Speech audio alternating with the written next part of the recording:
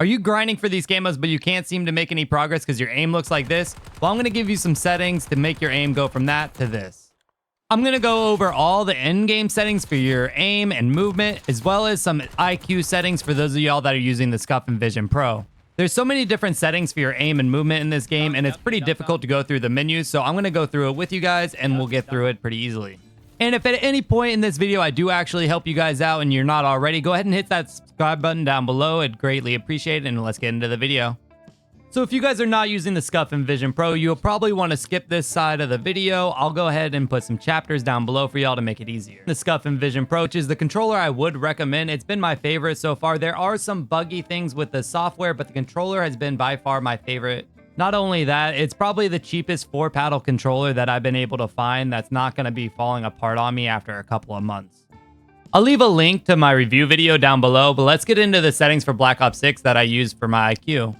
First off, this is the version of the software that I'm on. If you're having any issues with your controller, you might want to go ahead and try updating your software. A lot of the time it does fix it for me. I also want to note that I am using this controller wired. I haven't tried wireless. All right, I'm going to go ahead and skip over the lighting effects. This just lets you change the color on the bottom bar along your controller, as you can see. You can mess around with this if you like, but I haven't done anything. So I'm going to go ahead and go over the mappings on my Scuf Envision Pro for you guys. I have my bottom 2 back paddles set for jump and slide. To do that, all you have to do is hit plus on your custom mapping, go over to your actions, click A for jump, B for slide, X for reload, and Y for switching your weapons. And then you're going to click where you want that on the controller. And that'll automatically assign that paddle to whatever action button you put. One thing I will say is I do not use X to reload in-game. I do use RB to reload, though. It's just an in-game setting that I changed, but I leave it the same in ICUE so that it's not confusing for anybody else. One thing that I do really love about the Scuf Envision Pro is it has 2 side buttons. So not only do you have the 4 paddles, but you have 2 extra side buttons along the side of the controller. And for me, the best things I found mapping to these side buttons are my sprint button and my melee button. I don't like having melee as my right stick because I tend to press it in when I'm aiming in intense situations. So I've changed that to my up arrow so that I can use that to live ping my enemies. The process on mapping these other buttons is the same. You're going to go ahead and hit plus on the custom, figure out what button you want it to be pressing, whether it be your left stick, right stick, or one of your bumpers, and then you can assign that to whatever button you click on. 2 of the more advanced things that I have set up in my Scuf Envision mappings are a mute key, so I can mute my game audio. To do that, I just found F10 on my keyboard to my G4 key, which is one of the bottom buttons on the controller. And I also have a YY macro that I'll show you guys how to set up right now. One thing that's different about using the ICUE software to set up a YY macro is you're not going to be able to hold to repeat. So you're going to have to press it each time you want to activate your YY. And you're also going to have to use your keyboard keybinds to record your macro. For me, it's left shift for sprint and 2 to swap weapons. So I like to have the sprint before I YY so that I can use my left stick still to sprint out of a laydown or to move around a corner faster. So I'm going to go ahead and record a new macro for y'all. I hit the plus on the custom mapping. I'm going to go down to where it says macro. After clicking record on my macro, I'm going to go ahead and press left shift and then 2 twice and then stop it. The timings in between here, you're going to be able to change them to whatever number you like, but I go ahead and put 2 for my left shift and then a 0 in between the left shift and the 2. And then I change these to 45, 52, and 45 again. And then go ahead and bind that macro to your left stick.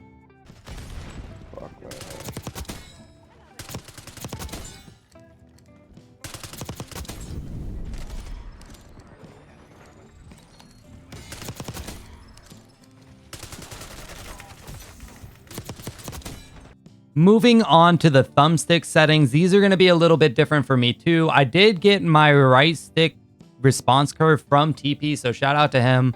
But my left stick, I keep it on linear and my dead zone on 1%.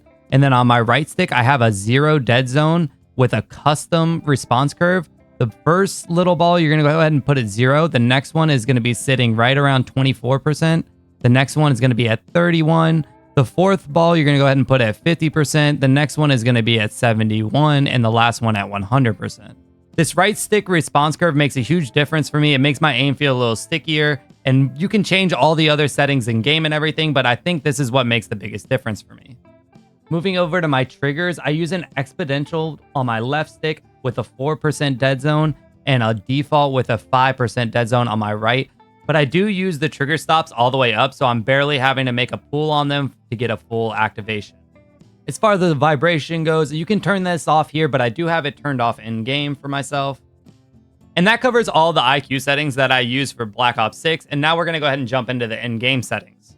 So now I'm going to give you guys all my in-game settings that help me improve my aim and movement. And it's going to go ahead and start off in the controller section. Obviously, your aiming input device is going to be controller if you're on controller, keyboard and mouse if you're on keyboard and mouse. Now, this is where I use a custom button layout. You can change things however you want. I have things changed in my ICUE settings, but one thing that's different that I do have in game, not in my ICUE, I have my interact and reload switched with my tactical equipment so that I can pop my stems on my back paddle and use RB to reload. Now that might sound pretty crazy to some of y'all, and it probably is sort of crazy, but it works for me, and that's what I want to point out right here is you want to change these things to fit you, not what I'm putting out, but if you want to copy it and try it out, that's how you're going to adapt to find your own style. Now, I am currently playing on 1313 sensitivity, but I do tend to change these up quite a bit. I go anywhere from 6.6 to 2020. It just sort of depends, and I'm a crackhead like that, so you guys know. If you guys are using controller vibration, try turning it off. I know it's going to feel weird for a while, but it's definitely going to improve your aim. Those micro adjustments when you're trying to keep on a target are going to become a lot easier when your controller is not vibrating on you. Dead zones is another section that's going to be different for some of y'all, but for the majority of you guys, you're going to want to put your left stick on 0. That way you always have some sort of rotational aim assist, no matter how little you're moving. And I put my left stick max at 74. This just gets me to my full tilt of movement faster. And my right stick I have on 1 dead zone, but you're going to go ahead and move this until you don't have stick drift anymore. That's my recommendations. I don't mind a little bit of stick drift. I know a lot of y'all will get driven crazy by that. I'm not sure why my right stick's max is at 97, but we're going to go ahead and leave it there. My left trigger at 1 and my right trigger at 2. Moving over to the aiming section, there's going to be a couple of things that I'm going to have y'all change. If you press show more on your sensitivity multiplier, this will open up the different ADS sensitivities that you can use. And this is another one of those settings that's going to change per person. But I want to go ahead and say something real quick. I want you to try using a higher ADS sensitivity, maybe a 1.3, a 1.5, something like that. Try using it for a little bit and let me know what you guys think. I feel like I can't aim when I have a lower ADS sensitivity in this game. But once I bumped it up to a 2, I was feeling much more smooth and fluid. Now go ahead and click on the aiming advanced settings. And this is going to be another one of those settings you guys probably didn't change that is going to make everything that much better for you. On this aiming response curve, you're going to 100% want dynamic for your response curve. This is going to make a huge difference in your aim assist and how you're moving around the map.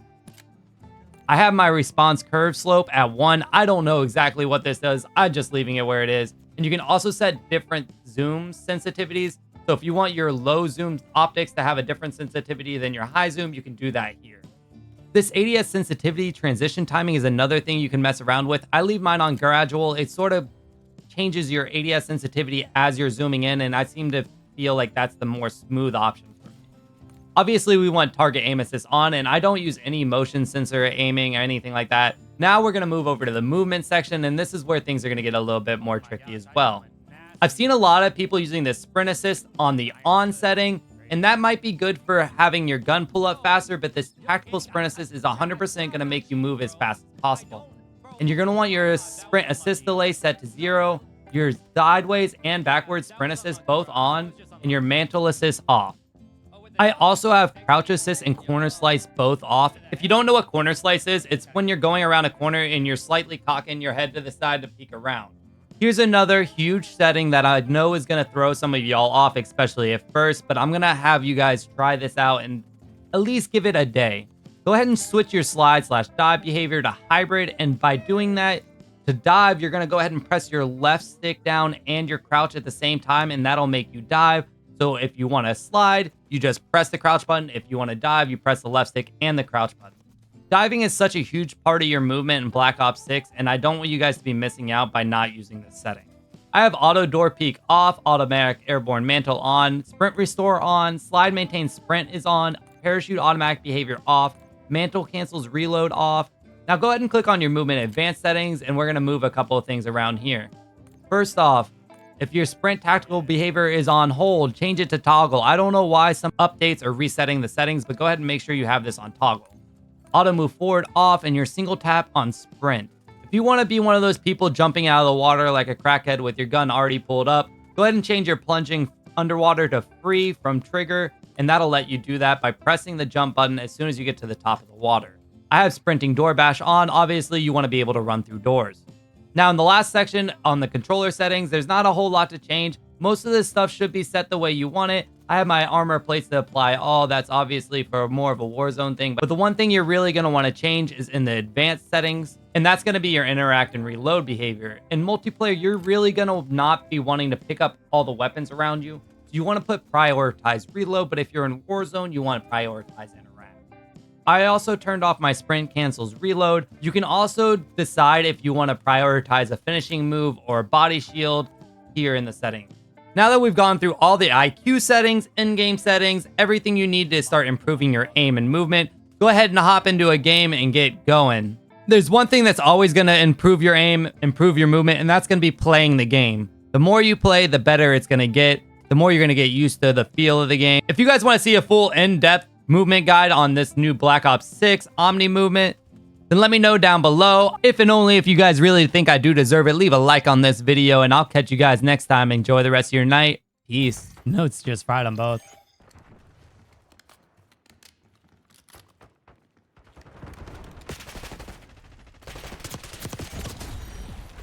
Yo, this guy's level 1. That's ass for him, bro. Play of the game.